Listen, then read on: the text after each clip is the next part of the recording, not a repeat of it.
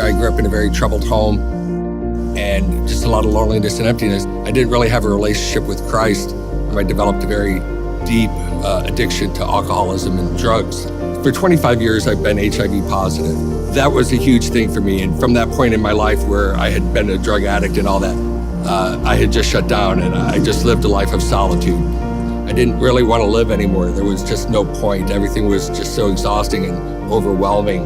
Had I continued on the path that I would have been dead within a few months. And that's a literal fact. And I thought, well, God, even you just can't love me. You know, there's just no hope for me. And it was at that moment that I can just say that the Spirit of God just came into my heart.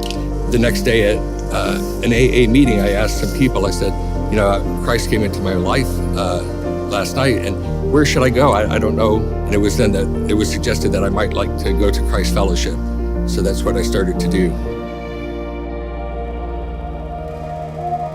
The minute I walked in, I was loved and I was embraced.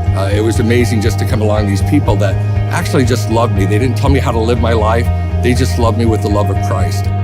6 months after I had started attending Christ Fellowship, I had had a lung aneurysm, and they just instantly put me into a coma because my body could not absorb any oxygen. And during that time of being in a coma, they had told everyone that I had a 5% chance to live and that they should come in and say goodbye, that I would not be there in the morning. Pastor Andy from my City Place campus said, well, I'm sorry, that's just not going to be the case. And they formed a hedge of protection. They had 24-hour prayer support around my bed. There was always somebody from Christ Fellowship sitting by my bed. I woke up on Easter, so it was a huge cause of celebration for everyone who was just a part of that, praying for me and loving for me. If City Place was not there, where would I have gone? If people had not stepped up and given of their resources, there would not have been a place for somebody like me who needed to hear the message and love of Jesus Christ.